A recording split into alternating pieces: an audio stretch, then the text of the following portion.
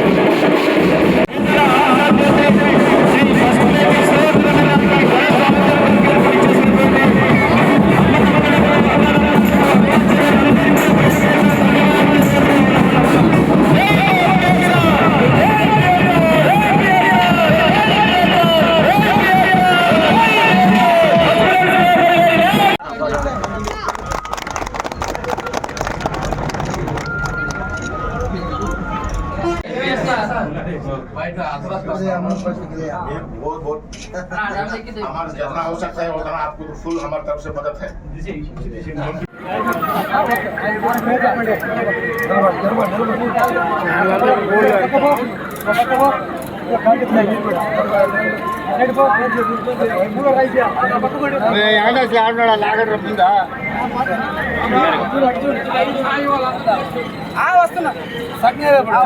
मेरे क्वालिटी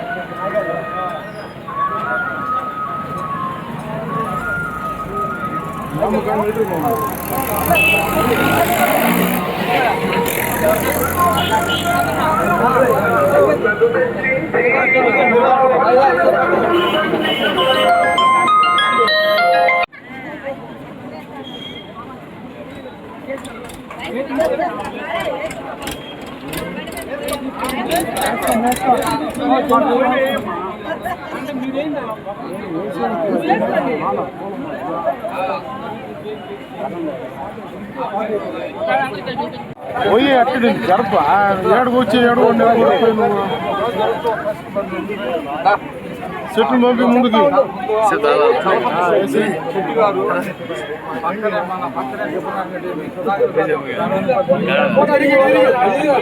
తిరుగు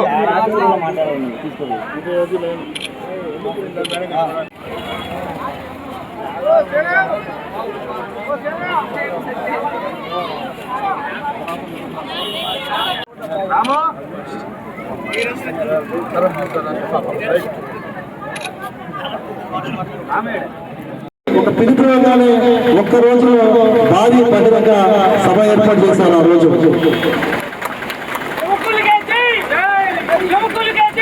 ఫిబ్రవరి 14 సభ అయిపోయిన తర్వాత నేనేదో సొంత ఇంటి పని నుండి హైదరాబాద్ వరకు వెళ్ళొచ్చాను. 6 రోజులు ఏదో ఇంట్లో పని నుండి. అయితే సుధాకరంగా పైపోయాడు, పారిపోయాడు, ఇక్కడ ఎవరు లేదు అని చెప్పని ప్రచారం చేస్తారు కొంతమంది. ఇక్కడ సుధాకర్ వెళ్ళిపోవడానికి వెళ్ళంటారు వెళ్ళిపోవడానికి.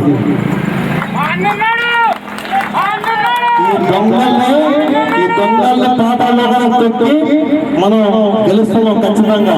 ఎందుకంటే 10 ఏళ్ల నుంచి ఒక ఖచ్చితంగా దోచుకొని పెట్టుకుంటున్నాడు. అదేవిధంగా ఈ దొంగల స్ఫూర్తిగా తీసుకొని ఇంకొక దొంగని తయారు చేసింది. మళ్ళీ ఆయన కూడా వస్తున్నాడు దాచుకోవడానికి, చేసుకోవడానికి. మనం ఎందుకు ఇస్తాం అవకాశం? ఇస్తామా? సమస్య లేదు. ఎందుకంటే ఆల్రెడీ మనం చాలా సంవత్సరాల నుంచి మోసపోయి బాధితులు అయిపోయి విసిగిపోయిన ప్రజలందరూ. అవునే కదా? ఖచ్చితంగా మార్పు రావాలి. ఈ దొంగల్ని తరిమి కొట్టాలి. నాయకులు పెద్ద పెద్ద కుటుంబాలు లేరు, ఒక మామూలు కార్యకర్తలు నా దగ్గర ఉండేటువంటి వాళ్ళందరూ కూడా చిన్న చిన్న కుర్రవాళ్ళు, కానీ వాళ్ళు సింహాల లాంటి వాళ్ళ దగ్గర ఉండే వాళ్ళందరూ కూడా జాయిన్ అవ్వడం జరిగింది. చాలా సంతోషం. అలాగే ఈరోజు రాజకీయాల్లో చాలా మార్పు వచ్చింది. ఏంటి అంటే ఇప్పుడు దాకా ఎంతోమంది నాయకులు మన నియోజకవర్గాలలో పరిపాలన చేశారు.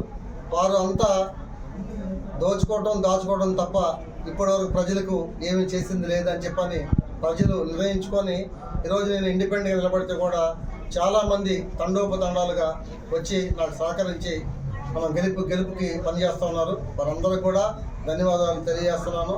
అలాగే ఇదే విధంగా మనం ముందుకు తీసుకెళ్ళి మనం గెలిచి ఈ రాష్ట్రంలోనే కాకుండా ఈ దేశంలోనే ఈ యొక్క నియోజకవర్గాన్ని ఆదర్శంగా తీసుకునేలాగా మనం పనిచేయాలని చెప్పని ప్రజలందరూ కూడా తెలియజేస్తున్నాను. నేను కూడా అదే విధంగా అదే స్ఫూర్తితో పనిచేస్తానని చెప్పని ప్రజలందరూ కూడా తెలియజేసి నేను మేనిఫెస్టో రిలీజ్ చేస్తూ ఉన్నాము. నిన్ననే ప్రెస్ మీట్లో కావాలో చెప్పడం జరిగింది. మేనిఫెస్టో రిలీజ్ చేస్తాను 3 రోజుల తర్వాత. మేము ఏం చేస్తామనేది మొత్తం ఈ అసలు మన రాష్ట్రంలోనే కాకుండా దేశవ్యాప్తంగా కూడా ఒక ఇండిపెండెంట్ అభ్యర్థి ఇట్లాంటి మేనిఫెస్టో ఇప్పటివరకు రిలీజ్ చేయనటువంటి విధంగా మేనిఫెస్టోని తయారు చేస్తున్నాను.